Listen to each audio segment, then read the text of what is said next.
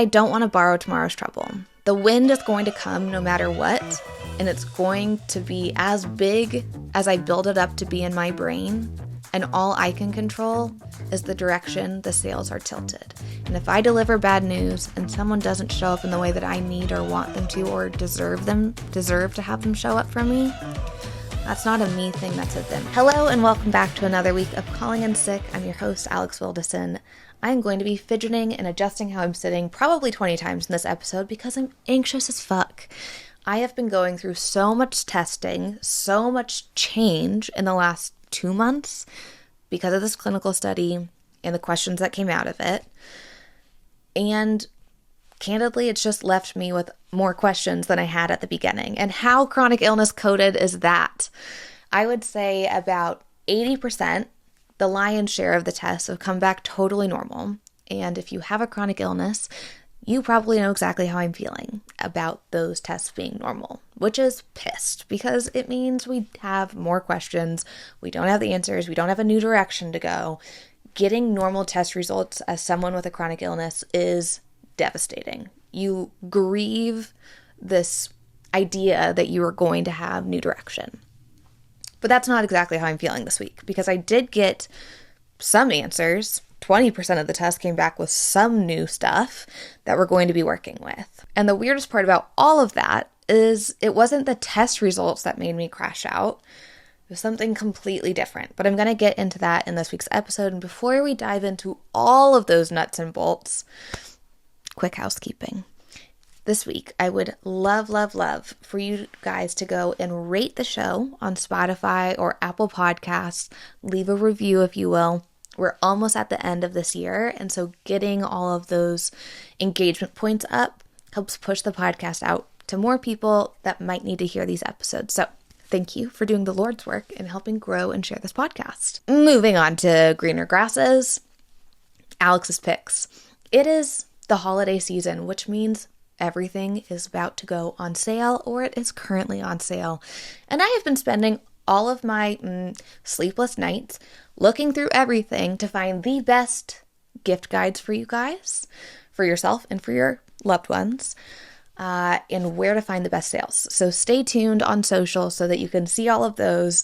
It has been the labor of my love, but quite truly, it has been the labor of this crazy chronic illness moment in my life. So it's my little holiday gift to you guys. Also, side note, we're about to drop merch, so get ready. It is, if I may say so myself, fucking epic, and I cannot wait for you guys to see it.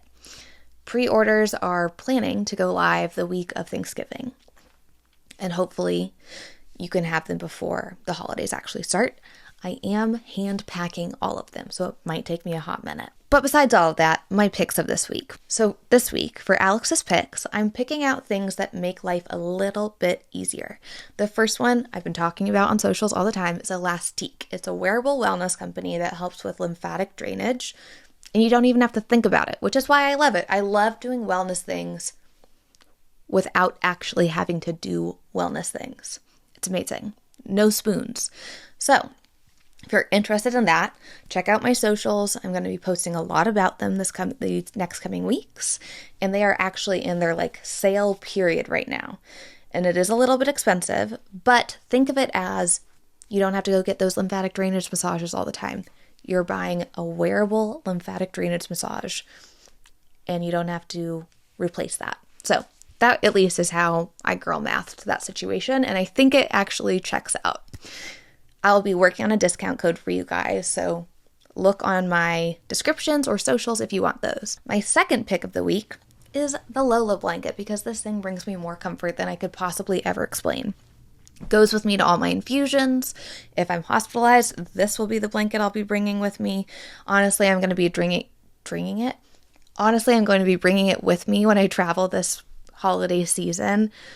It is a little snuggly hug for you, and it makes you feel like you're home wherever you are. And when you have a chronic illness and you're out of your comfort zone with your extended family or whatever this holiday season, having those little things that bring you that touch of warmth or home or comfort is incredibly important. So, discount code is in the description. It's a 50% off discount code. use them before they sell out, because they sell out of their blankets. They're so freaking soft and amazing. I have 2 of them now. That's how much I love them. And honestly, this week, this Lola blanket did the Lord's work, because I had crash outs on crash outs on crash outs. And when Teddy and Knox needed to tap out from me just sobbing on them, ugly girl crying, the Lola blanket tapped on in. And honestly, pretty good. Not as good as Teddy and Knox like licking my tears, but pretty good. So let's get into it. Why the fuck did I crash out so hard this week? I have something to admit.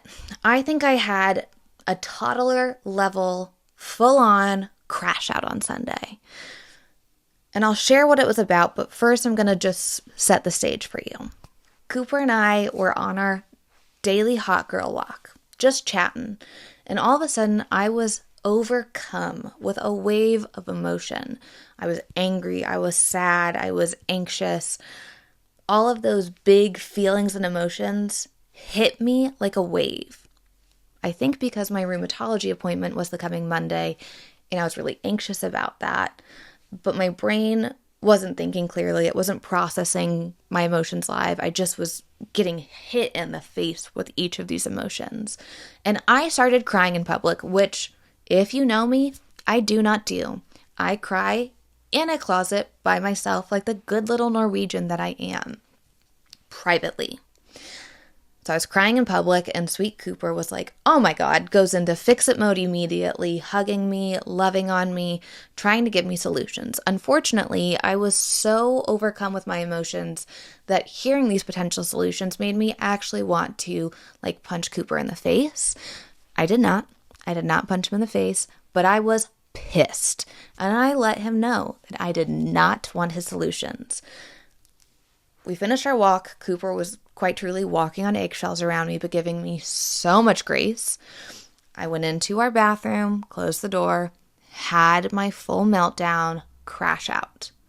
And once I calmed down and got a hold of myself again, which was probably like 15 minutes, I started to think, why am I crashing out? What the fuck is all of this about? I don't think this is about Cooper offering me solutions. I don't think this is about what I was upset about.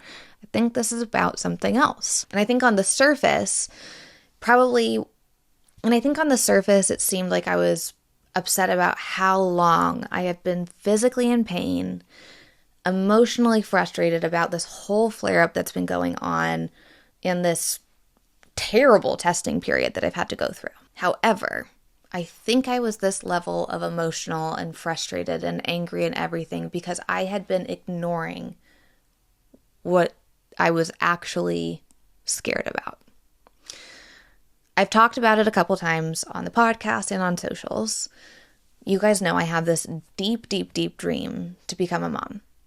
It's been something I've known since I was a little kid that I want to be. What I haven't shared as much is that the idea of becoming a mom is what keeps me going. When I am tapering prednisone and I'm miserable as shit emotionally and physically, I think about, okay, if I can do this and if I can get through the testing and make any tweaks that I need to make, I am that much closer to becoming a mom. That is my hope.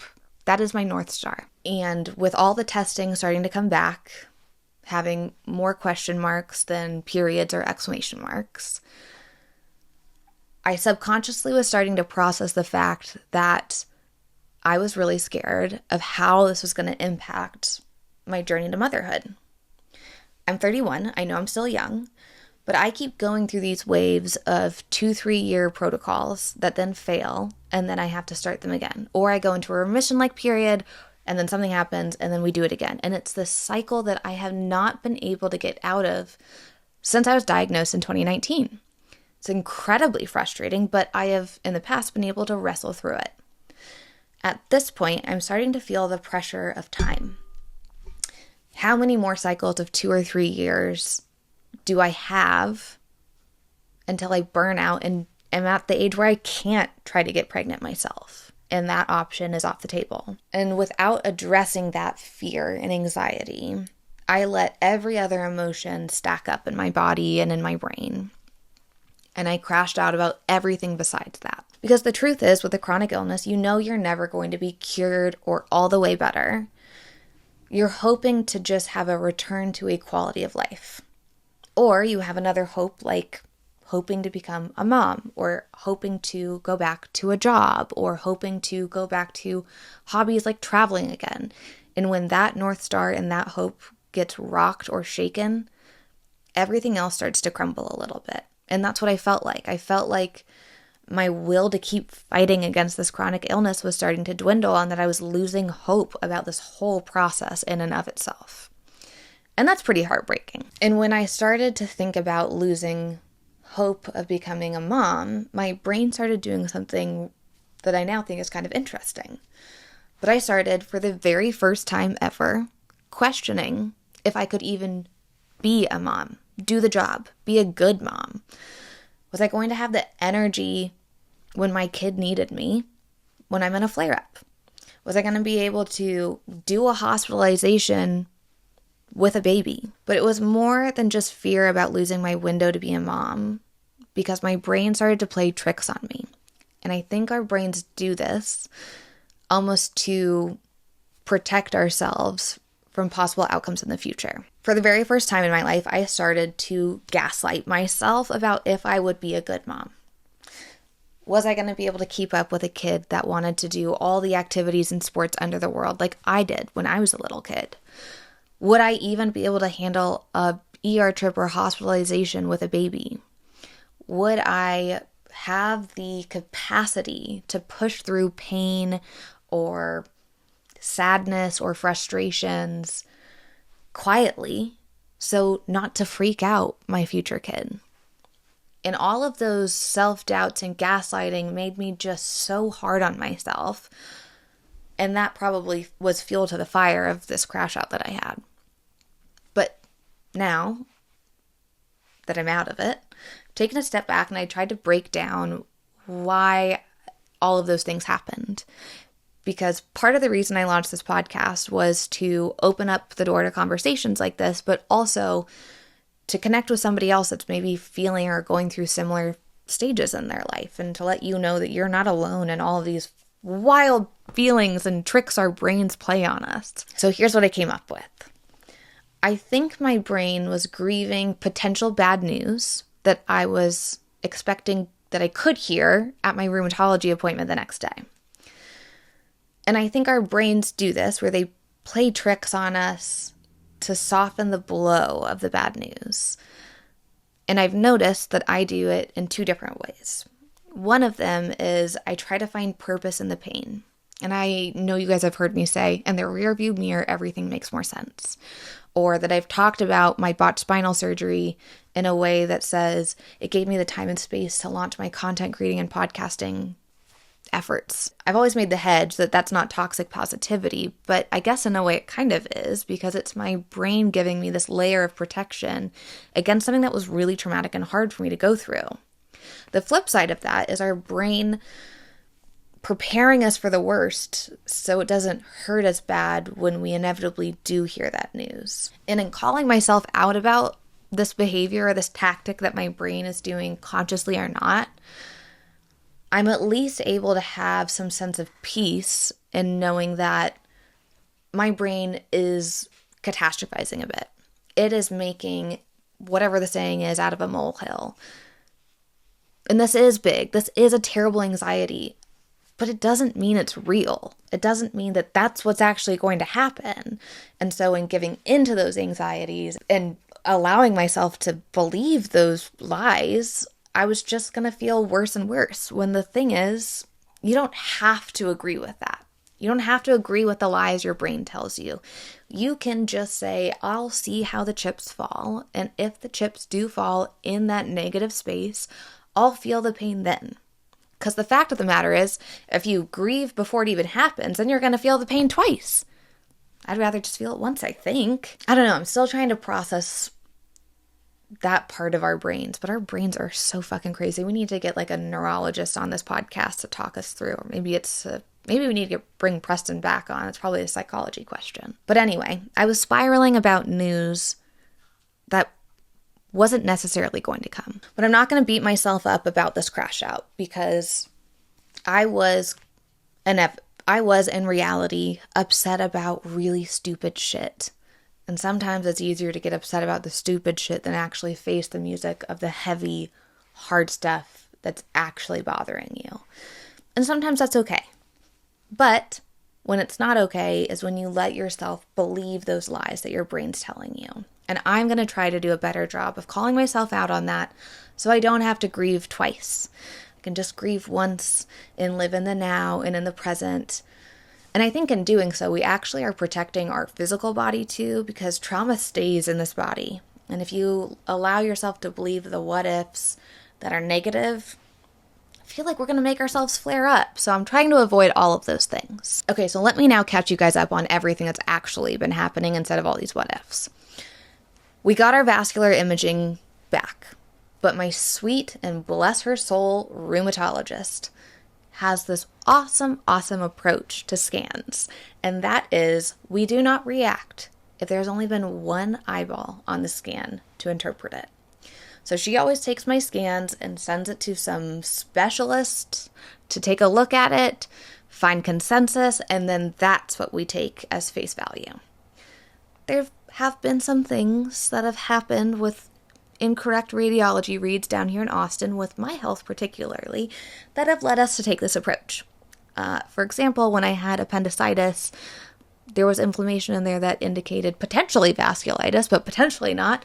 We still don't know because they didn't take a biopsy and send it to path, but the scans that they took indicated that there could be vasculitis there. And ever since then, my sweet rheumatologist has always had this rule that we just let other specialists take a look before we react to it. So, as of right now, the vascular imaging was nada.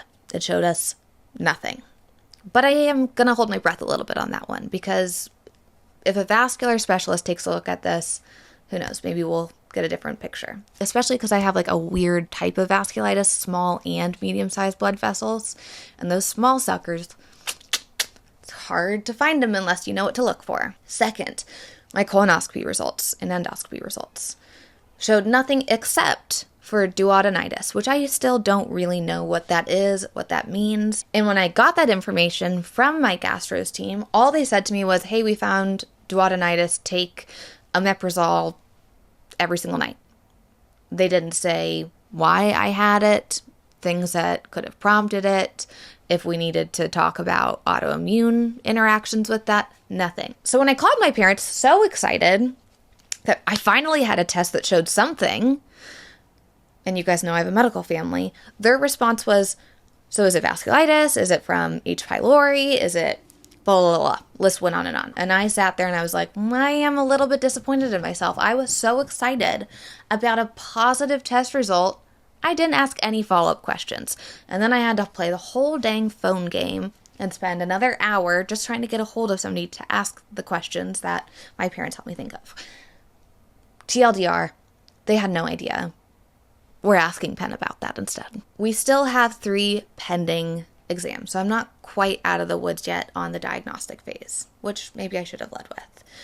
We did blood work on Monday to see what it looks like off prednisone.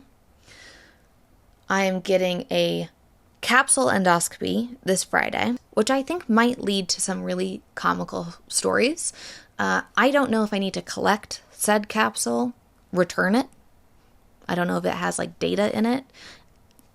And Cooper and I are going to a ranch for a friend reunion this weekend. So am I going to have to do a stool capture at the ranch with all of our friends there, and then inevitably put that in one of those Ziploc bags in the freezer?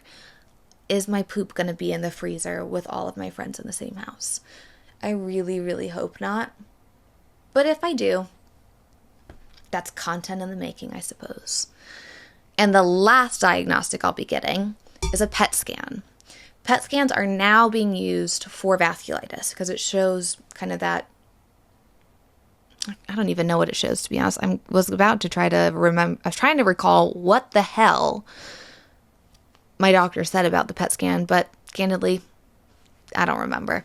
I black out a lot in these appointments, but Cooper thankfully is there, so he keeps me honest and tells me what really happens when I don't remember. So I guess you'll have to tune into my socials to know why I'm getting a PET scan. And I'll let you know when I find out. So anyway, I guess the update about my health is that I'm in the middle of testing. There's still more to come. The stuff we've gotten back, we're not really taking at face value. We're having other people read it. So hopefully I'll have an actual update with any diagnosis changes and all that jazz in a couple weeks. What we do know and what we walked out of the appointment with is that my current protocol is not working.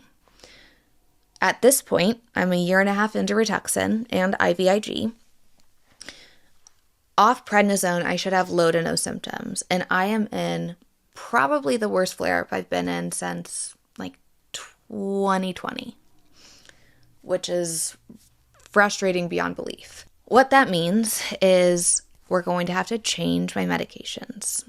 I don't know if that means throwing all of it out, if that means combining different medications together, like Rituxan with methotrexate or Imuran or something like that, or going on Cytoxan again, which was one of the worst medications I've ever had to take. It made my hair fall out. I was violently ill from it, but it did put me into remission.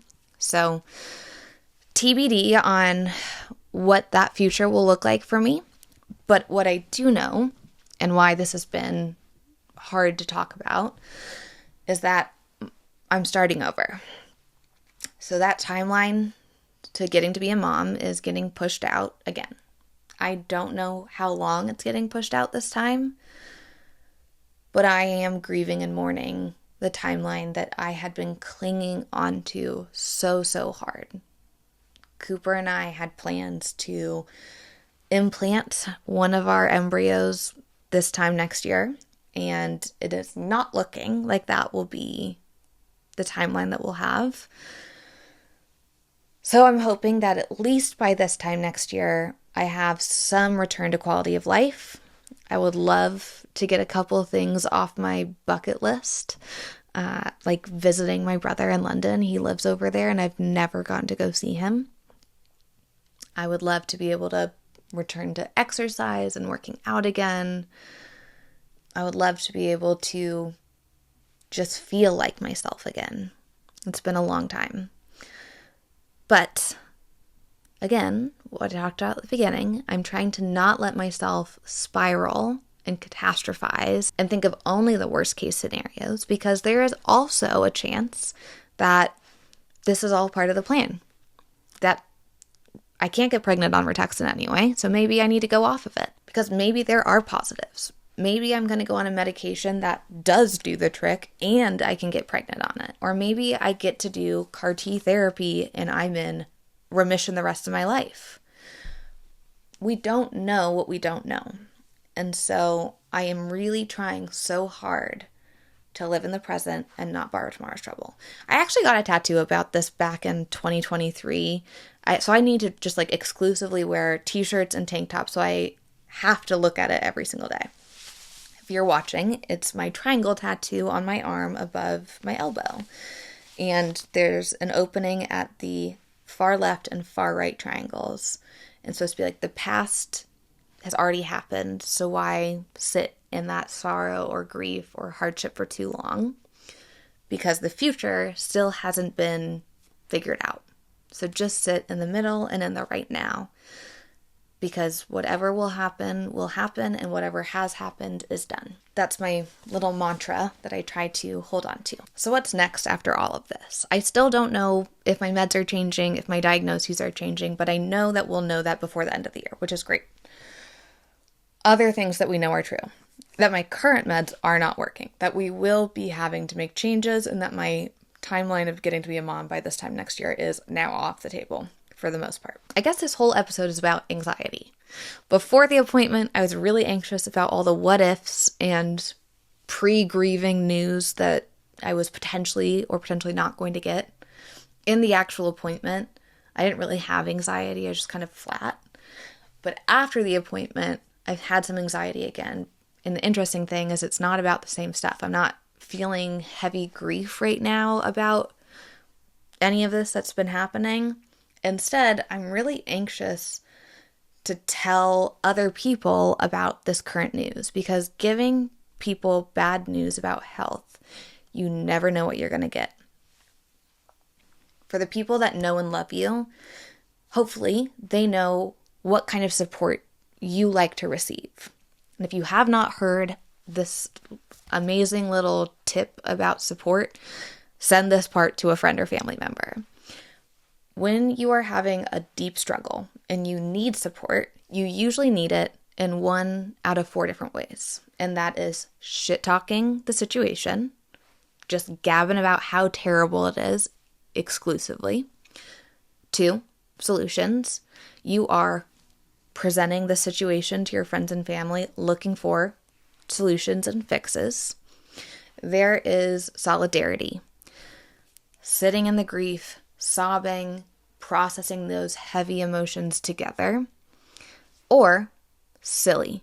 Distraction, funny, just get out of that whole little bubble of hard escapism for just a little bit. And I usually find that it's really helpful to tell your loved ones what kind of support you're looking for in any given moment, so that you don't end up having a conflict with them. Because if you are sitting in the hard, shitty time, it is so easy to then project all of those feelings on someone that does not support you in the way that you want to be supported.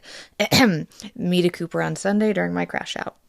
Oops. I don't have a lot of anxiety about those groups of people. I know even if they give me the wrong kind of support, that they're really well-intentioned, that they love me, and I could probably even just say, hey, I'm not really looking for solutions right now. I just want to shit talk together, and they'll flip and do that with me. But those people are the people that are comfortable talking about hard stuff.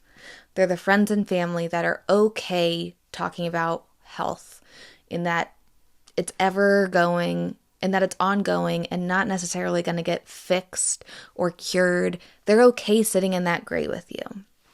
Then there's the people that do not like sitting in the gray. And for a lot of my chronic illness early on in my 20s, when I first got diagnosed with vasculitis, the friends and family that could not sit in the gray with me and the unknown and the discomfort that comes with the chronic nature of chronic illness, I usually cut them out of my life, or I notably backed away from them. Now, at 31, I think that that's sometimes the right answer, but I don't think that's true for everyone. It's just another gray situation, I guess. And I realized that when I started to put the puzzle piece together, that there's some people out there that cannot sit and talk about hardship or health because of their own shit. And so I jotted down a couple different things that could be making it really hard for someone to show up for you. And this is not me excusing their behavior by any means, but it is giving insight and perspective, which maybe can help you give them a little bit of grace, because truth be told, in the world that we live in today, all of us need a little grace passed around here and there. The first reason why it might be hard for someone to show up is because they themselves carry a lot of past medical trauma. Perhaps someone in their life passed away. Perhaps they had their own scare with their health. Whatever it is, they have a trauma that they have not been able to process or get over, and that's blocking them from being able to stand up, show up, and support you in the way that you need and deserve. Second, they might be scared of health stuff, because health stuff is akin to talking about the fragility of life itself. And most people are really, really scared about death. And weirdly enough, in the chronic illness community, I think all of us face, to some degree or another, the concept of our own livelihood and the fragility of our lives because of the treatments we go on for our chronic illness. So we become kind of disgustingly comfortable with death way earlier than some people. I almost think that I'm more comfortable talking about death and passing than my grandparents are, which is wild. But to each their own, and we can't change that for other people, and it's their right and it's okay for them to be afraid of death and thus talking about health. And when someone is so scared to talk about health, they either breeze right through the conversation, try to give you a, hey, just try to stay positive and then pivot the convo, or they try to control something like, hey, have you tried this? Have you done this? I don't think you should be doing this. I think you should try this. And that's because they are so scared about you potentially disappearing from their life because of your health that they need something to satisfy their own anxiety, that if something terrible happened, at least they tried. The last reason someone might have a hard time showing up is because they have anxiety around showing up, which off the cuff, I know, sounds ridiculous. But think about social anxiety, which if you have a chronic illness, you probably have experienced at some point or another, like after a flare-up. Sometimes we just carry anxiety about interacting with people in the right way, in an acceptable way. Usually the basis of that is we don't want to offend somebody. We don't want to get embarrassed ourselves. We want to feel accepted and we want the other person to feel comfortable. And so when someone has anxiety about showing up in the right way for you, it can come out in really weird ways. And usually, unfortunately, they end up saying the wrong thing because they aren't asking. They're just trying to guess how you want them to show up instead of asking you how we want them to show up. I think this is probably an overshare, but I think one of the hardest things that someone can say to somebody when they're at their lowest and they're being vulnerable and opening up about their health or a hard point in their life is to tell somebody that other people have it harder, to just count your blessings and be grateful for what you have, or to be dismissive and say, well, it can't be that bad. Those three are like the holy Bible of what not to say, because it is invalidating. And although that is very well intentioned and honestly has some kernels of truth in it, it makes you feel so small because you can be grateful and grieving and hurting at the same time. You can have blessings and bad labs that show you nothing, because that's life with chronic illness. Last week, I kind of tongue-in-cheek joked about how we have our own language in the chronic illness community, and I think we also have our own unique little mindset shifts that we are forced to learn and live with because of chronic illness. And I think duality is one of them. And that is really hard for people that have not had these experiences to grasp or to sit with, because it is uncomfortable truths. So in my typical long-winded way, I guess what I'm saying is this: what's next for me? What's next for me is telling my loved ones, my friends, my family, people in my life, what's going on. And I'm nervous for how people are going to respond to that, because I don't want to rock the boat on any of my relationships. I just want things to stay status quo. And sometimes delivering hard health news just rocks that, because you know that some people are going to disappoint you. And I am not going to let myself be overcome by that fear, because if I've learned anything from this therapy session of talking to you guys, recording this episode, is that I don't want to borrow tomorrow's trouble. The wind is going to come no matter what, and it's going to be as big as I build it up to be in my brain, and all I can control is the direction the sails are tilted.